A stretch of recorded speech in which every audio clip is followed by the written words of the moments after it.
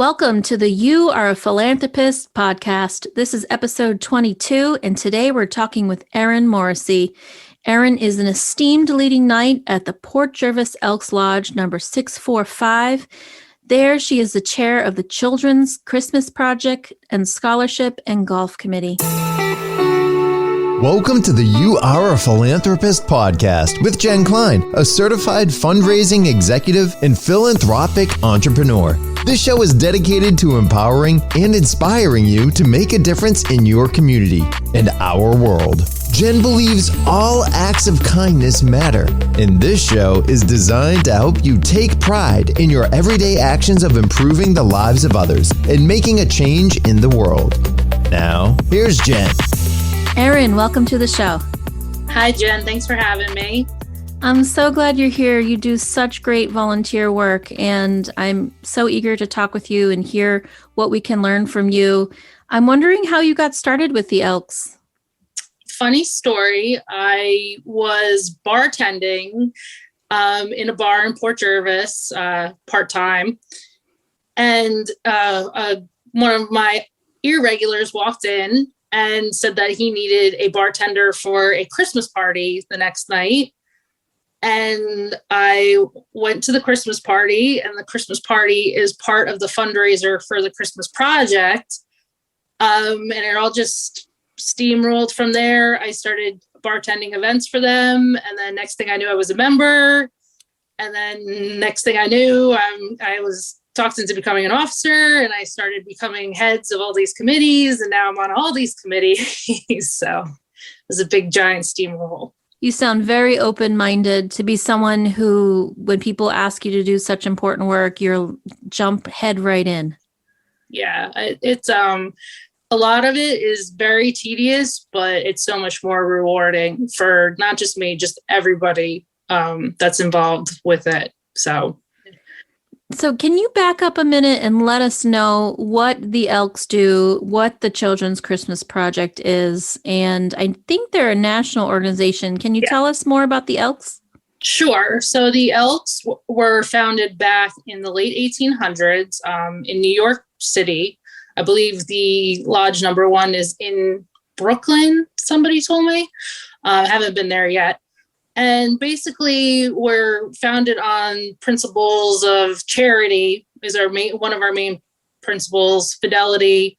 We're big into patriotism, but really our biggest pride is, besides our patriotism, is charity. We're just across the United States. Our headquarters is in Chicago, and we all just it all trickles down into districts, and then it trickles down into individual lodges. Great. And so with the individual lodges, is it mostly volunteer run? In the organization, about how much are paid employees, how much are volunteers?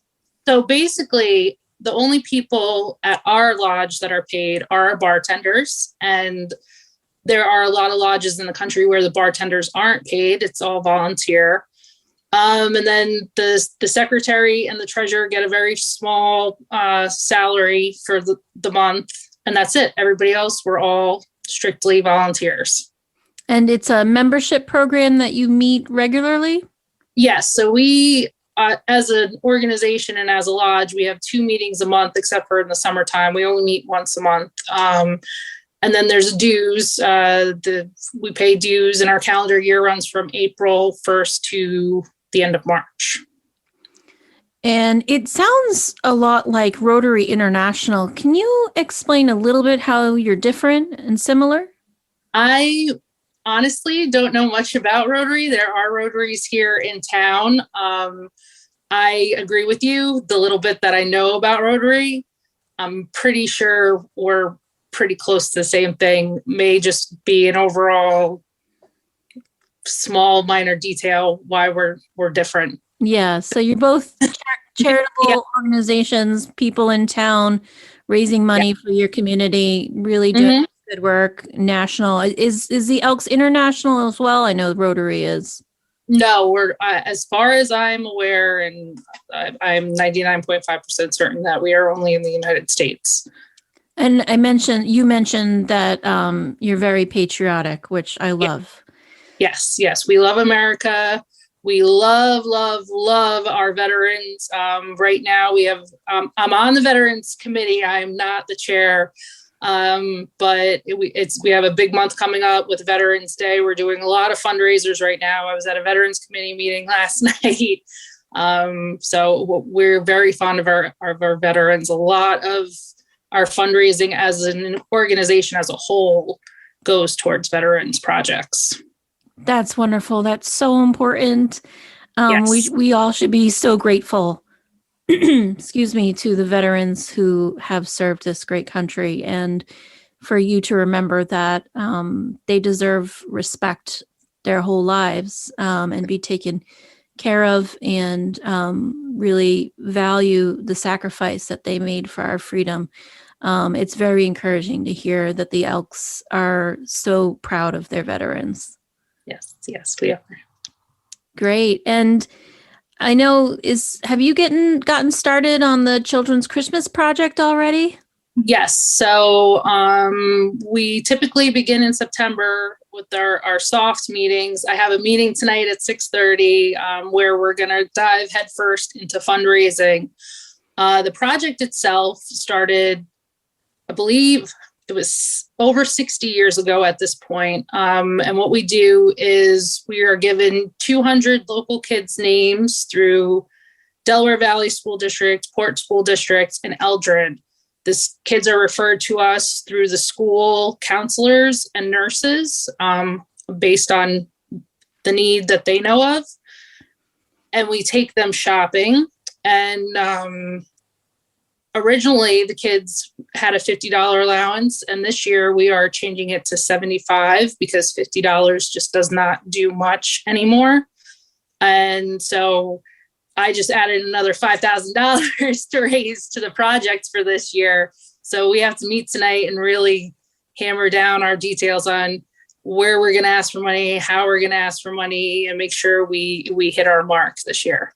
That's wonderful. There's a lot of effort that goes into fundraising, I know full well. And you must be a very busy lady with the Elks, particularly in Q4 of the year, as well as your other chair roles at the Elks. So I wish you the best of luck. And can you tell me what types of activities you do for fundraising?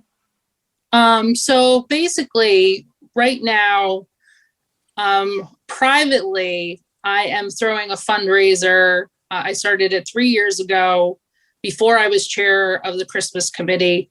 And it's a Nightmare Before Christmas Halloween costume ball. And all of the money that we raise there, we donate to the project for the Elks. So how I raise money is basically, it's a ticketed event. I don't make too much off of the ticket because I try to keep the price reasonable. And then we do a large 50-50. We usually get a nice chunk of change off of that. And then I get raffle baskets donated from area businesses, people that know about the project and love the project. And that's where we basically make most of our money for that. And so I started it with the idea of every year would get bigger and bigger. And unfortunately, our second year was a COVID year. We still had it, and that's a whole nother story on itself. And so this year I'm still having it, but I'm keeping it more private, kind of invite only until we get out of this COVID nightmare and, the whole spreading and contact tracing and everything else. So. Erin, you're doing so much. I think you should turn this into a career because you sound like you've really invested both in the Elks and in fundraising. And it makes me very excited that you enjoy fundraising since it's certainly a passion of mine. I'm curious now, you mentioned when it comes to being able to give these children $75, do you go to the store with them?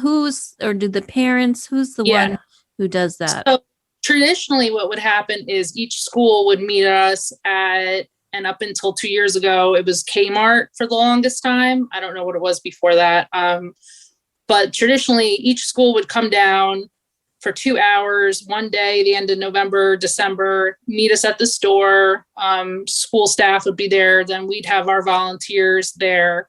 And now because of COVID, the kids come with their parents or guardians, and we meet them over there and help them shop if they need help. We check them out, and then we invite them to the second part of the project, which is a Christmas party. But because of last year, we couldn't have a Christmas party. So I scoured the internet for ideas, and we did Santa drive-thrus. I love that. I love that. Yeah. It was nice. I love that not only do you give these children things that they need for the holidays, but also you're able to be there for them physically. Even, and you've had to make some adjustments with the challenges of this year. You've got to tell me what a Santa drive-thru looks like. So basically what we did, since it was our first year, and we're doing it again this year, because again, it's everything's just too unpredictable, and we don't want to create any more headaches than need to be created for anybody. So what happens is I have a huge crew of volunteers. We stage the gifts by school in our banquet hall, by school and by alphabetical order. When the kids check out at Walmart, we give them an invitation, and in it, there's a golden ticket with their name on it. So when they pull up through the drive-thru, they get a bag of candy, like around the one side of the building, because if there's a line or something, we try to keep them entertained. We have Christmas music playing. Kristen Trovey, who we graduated with, she always wears a costume, dressed up like a snowman or something. And then they'll pull around to the other side of the building where Santa and his elves are waiting. The elves take the golden ticket and go in and get the presents and books and whatever we have for that child. And then the child gets time to talk to Santa outside of the car. That is very impressive. And then we have fun Christmas music playing, and it's a really fun time for even all of us. It's unbelievable to see how excited these kids get when they pull up and they see Santa waiting to talk to them. That's so precious. Yeah. I can tell that you, like I do, understand that value in that you receive by giving. Would you say that that's true? Oh, absolutely. Absolutely.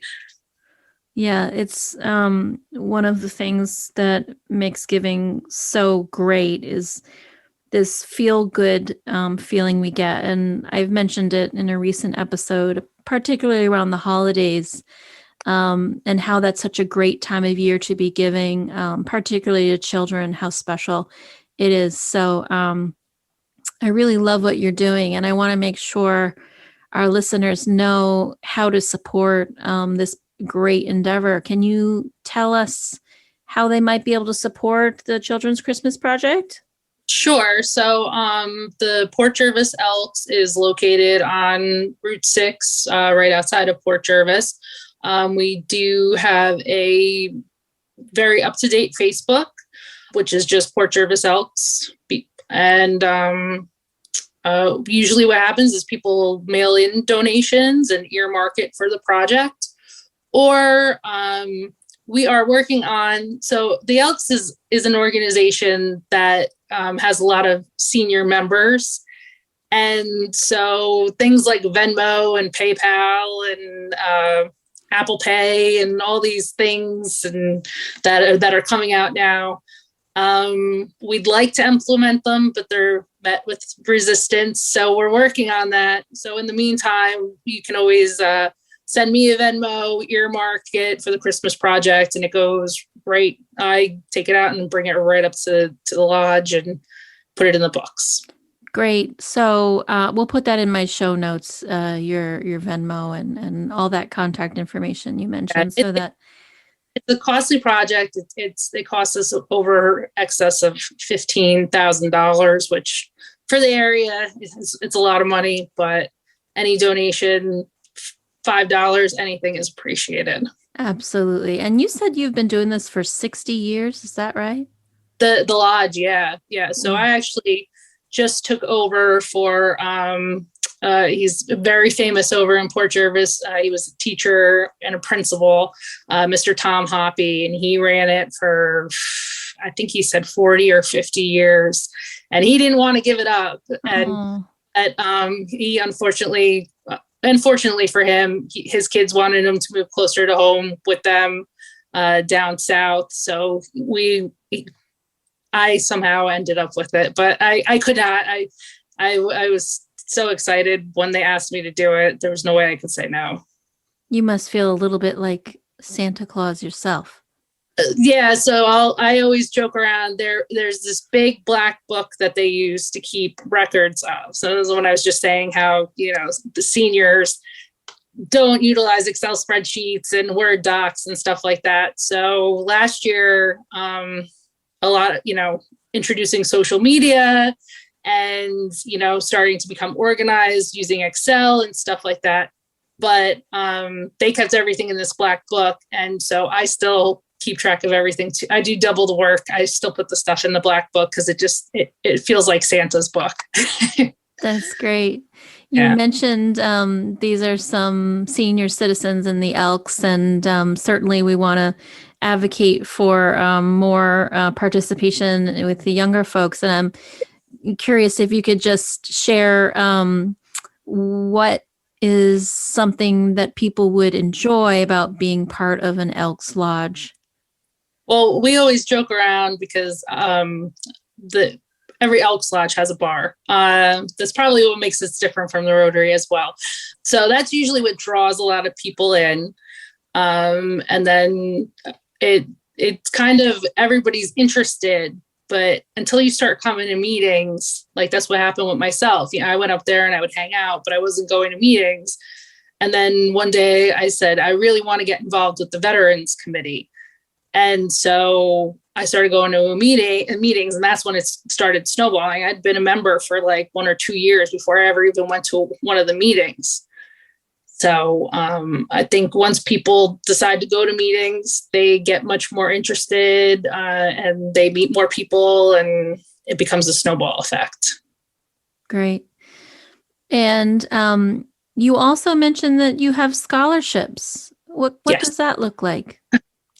So every May we throw a golf tournament, and all proceeds from the golf tournament go to local area seniors who apply for the scholarships. The Elks, as a national organization, also has a huge scholarship program available to members. If the child is, their parents are a member, their grandparents are a member. I'm not sure about extended family. And then so with our scholarships, we open them to any graduating student from Delaware Valley, Port Jervis, or Eldred. And this year we gave $8,000 in scholarships out, $5,000 to Port Jervis and $3,000 to DV. And basically Port Jervis has 3 scholarships that are set up specifically for Port Jervis graduates, because the members who they're in honor of were Port Jervis grads and passed away. We're going to take a break and we'll be right back. You are the kind of person who wants to improve the lives of others, but you need to take pride in your everyday actions. You Are a Philanthropist believes that every act of goodwill deserves to be recognized as philanthropy. Each individual action you take impacts another's life. Believe that what you do makes a difference. So call yourself a philanthropist and start a ripple effect of generosity that boomerangs back to you. Go to youareaphilanthropist.com/shop. Style your outside to match your inside. Choose a t-shirt, hoodie, or bag to show how much you love giving to others. That's youareaphilanthropist.com/shop. Erin, I loved hearing more about the Elks and what your involvement is. And now I kind of want to get into what inspired you to get involved with philanthropy. Well, I think I can relate it back to just God, honestly. We're told that it's grace. Giving is grace, and there's no greater feeling than grace. And so as I've worked on my relationship with Jesus, it's helped me move ahead with just understanding grace and understanding why we're here and what actually is important and what is not. That's beautiful. And that's been an inspiration for a lot of guests. Jesus was a wonderful man who many believe was also God.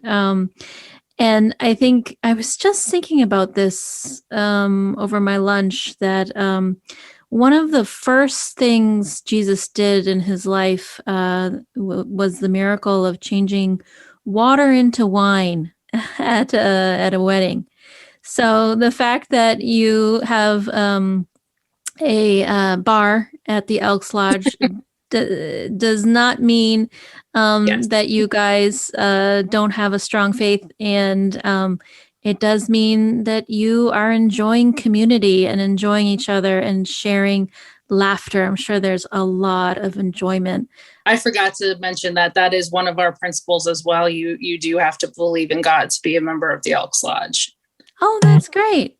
Yeah. I didn't know that. Yeah. I've left that out. Oh, that's okay. So in your childhood, is there anyone you can remember that maybe had this passion for philanthropy, or was it something you developed later in life?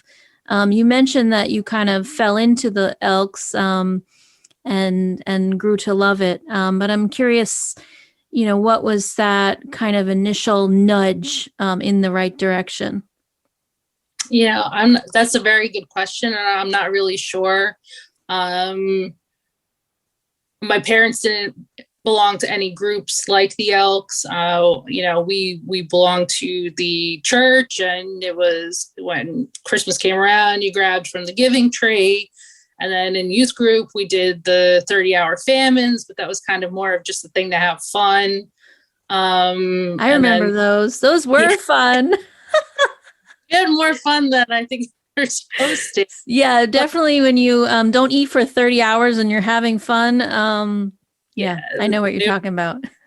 And I just think over time, I think you just mature, and like I said, that it just started becoming more and more apparent to me that it was more and more important to give back. I love our community. I know a lot of people, when we graduated high school, couldn't wait to get out of here. And I kind of just always loved Pike County. And even though it's the Port Jervis Elks, it's filled with Pike County residents as well. We have members from Milford, Matamoros, Dingmans, all over. And that's why we help Delaware Valley children. So it just naturally just seemed like something to give back. We come from a great area. Every area has its downfalls and goes through its moments, but it's important for me to do stuff for our community. Erin, just as a citizen of the world, I want to thank you for your service to Pike County and to Port Jervis. And I want to thank you for your service to the children in that area. I can tell it's a real source of joy for you. It definitely. For you. It also be a real pain sometimes too. Sure. Working with people, that's not easy. Yeah, or just finding the time. I mean, yesterday afternoon, I spent 5 hours between the Veterans Committee, the Christmas Project. I do the lodge emails. I bunch of stuff. So it gets a little crazy, and you got to be very, very organized to wear so many hats. But and that's something that my guests have talked about. It's not only easy, but I think they all agree it's way more rewarding than the hassles of working with different types of people, of starting from scratch in so many ways. When you fundraise, as you know, there's an annual campaign. You have to re-raise every year. So it is a challenging career to fundraise and as a volunteer, and particularly when, like you said, you're working with volunteers and they have different hours and schedules. There's always those people like yourself who are willing to put in more time than others, whether it be because of interest or just because of busy lives. And it really impresses me. Yeah, and I'm curious if you would share about how many hours would you estimate a week or a month that you do for the Elks? So, funnily enough, with the Christmas project this year, I'm actually keeping track of my hours because people always ask me, like, how much time do you put into this? And then with the golf tournament, that too, you do a little bit here, you do a little bit there. So, but all of that adds up. So I don't even know. I always joke around and say like 200 hours per program, whether it's the Christmas project or it's the golf outing. It's up there. So I'll have to get terrific. Let you know how much, but I already messed up because I didn't input my hours from yesterday on my spreadsheet for the Christmas project. So I got to track down our secretary and see if she can tell me what I put in our sheets.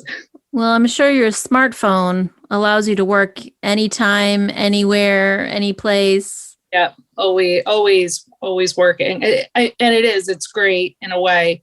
I mean, I'm constantly, last night on Facebook, I'm just like, hey, we're doing this for the veterans. Hey, we're raising money for this. We're raising money for that. Just throwing it out there while I'm sitting in a meeting, paying attention. But you think of it and you're just like, oh, let me send out a social media post about this, or let me send out this email real quick while it's in my head. Sure. I'm curious because I've done a lot of fundraising.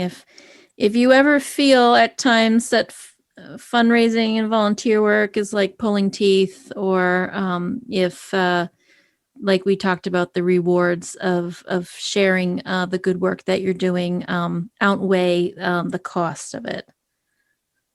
Well, I'm very fortunate to have to be surrounded by a lot of fellow lodge members who feel just as passionately about these projects, but just don't feel as passionately enough about it, I guess, to be the one who wants to be in charge of it. And so I don't think anywhere that there's, it definitely outweighs, the reward. The reward is greater than anything else. That's great. And I'm curious, just as you think about your own input into society and the children, particularly the seniors that you've supported, and the community that you're involved with. I'm curious, how has philanthropy and created this vision of what you'd like to see more of in the world? I wish people knew more about these not just the Elks, just any of these organizations, or took the time to get to know more about them and what they actually do for the community. Because I think if people gave them a shot, they would feel the same things we feel. And so it would become it would just start fanning out more. There's so much negativity in the world anymore. It's great to see things and people doing things to help their communities and making money. And I'll look at your fundraising post a million times before I look at your post on social media about something negative, and it would be nice to see a lot more of those things in front of our faces than all of the not those things in front of our faces at this point. Well, that's one of the goals of the podcast, is to break through all the negativity of what's, happened in our world post-COVID, as well as just being surrounded by 24-hour news that's very negative. It's really important, like you said, to get the word out there about the Elks and about other ways we can get involved in our communities. And I just want to circle back to you mentioning that you should believe in God should you become an Elk member. And does that include all aspects of faith in different denominations? Yeah. As far as I'm aware, anything that I've read, it's not specific to any specific religion, credo, anything like that. Great. Yeah. And that's great that we can all be working together. We do open with prayers, and when a member passes, we have a very nice ceremony that we do. But other than that, it's just it doesn't come up much. We actually, it's just like any other bar, no religion, no politics. So we try to keep the touchy subjects out as best as we can. And just focus on that community, right? And it's no division. You're there celebrating life and celebrating what you can do for other people. Right. What you can brother. That. Yeah, I love that. And then you've inspired me to check out where my local lodge is. I just want to know if you have any words of advice to our listeners about what they can be doing in their communities and how they can get started, and for them to feel the energy and excitement that you and I feel by giving back. Sure. So I would suggest that if you're not already a member of, and like I said, it doesn't have to be the Elks, it could be the Rotary. What's the one that Mount Carmel, I think, is the other. There's one around here. We have a couple organizations around here. I mean, it could even be the public library. All of these organizations, not just in Pike County, I'm sure it's everywhere. They all need help, and they could all use help from younger people.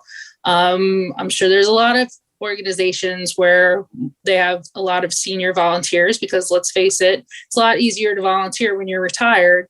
And they may need to know about spreadsheets. They may need to know about social media.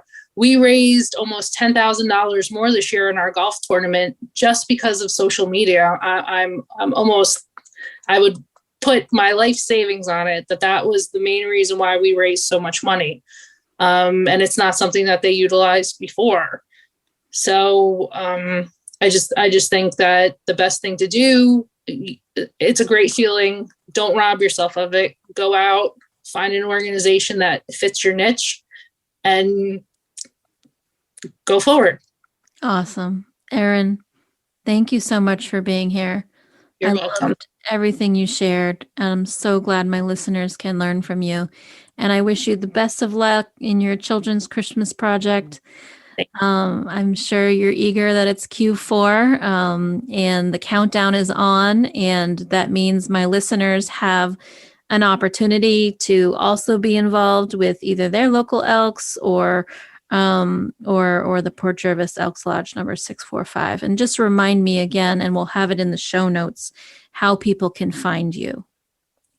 So my name's Erin Morrissey, and I'm on Facebook.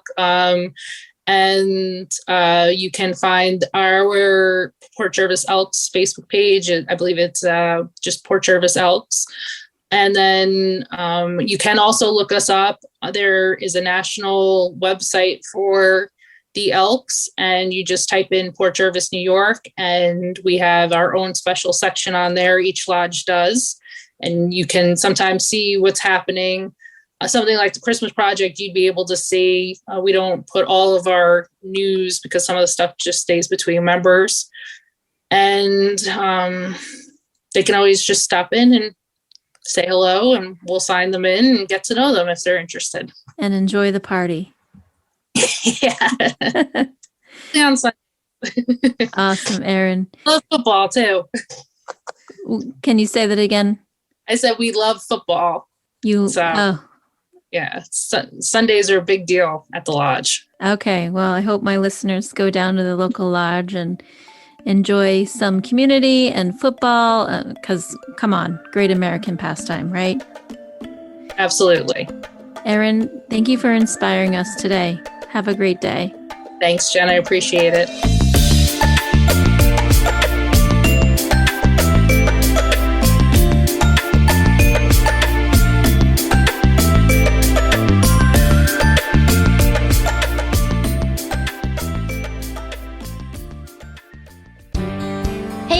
just want to remind you that I need you to subscribe, rate, and review to this podcast. If you're enjoying it and want more conversations like this and want to help people get more involved with philanthropy, please subscribe, rate, and review.